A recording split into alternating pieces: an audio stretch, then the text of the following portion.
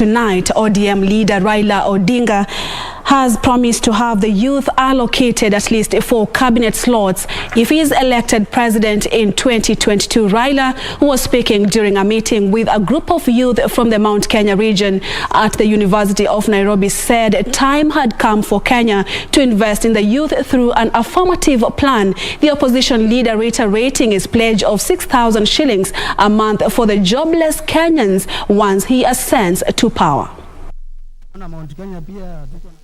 During a public lecture organized by the youth from the Mount Kenya region, focus was on how the youth that form a majority of the country's population can be empowered. The youth voice is important in their decision-making processes because I was being reminded that Barack Obama mentioned that you can't play football with 11 players only. You need 22.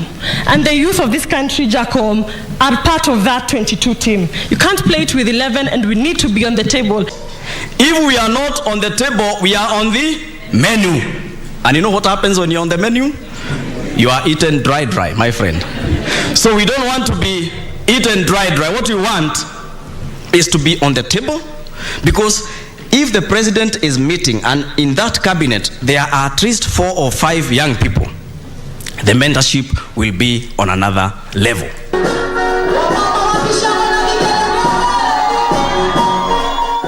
ODM leader Raila Odinga pledging job creation, tax holiday, as well as creating a stand-alone ministry for the youth if elected president in the next year's general election. No society can grow if half of the population are not working and dependent on the other half. And these are part of the population that is productive.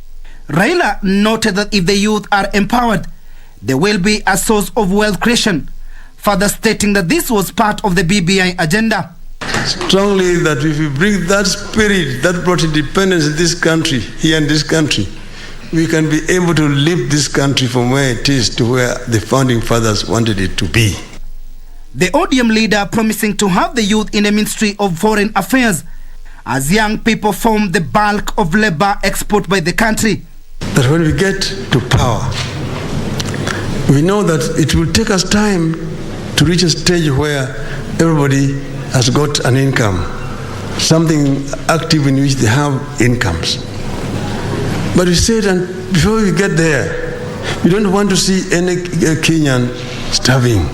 Leaders who attended the forum rooting for a Raila presidency, saying it meant well for this nation. The hope of a mama mboga waking up very early in the morning, looking for school fee for his or her daughter. The hope of a boda rider. And I believe that that hope will be given by none other than Raila Amolo Odinga. The GDP of Philippines is out of labor migration. We do not have the natural resources. We don't have the petroleum. We do not have much to sell to the world.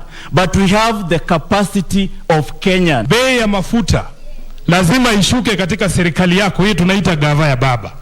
Kwa sababu hata hao wakulima wanatumia hata hiyo mafuta kwa matrakta yao wakati wanaenda kulima. Tunasondeka. Are you ready? Are you ready?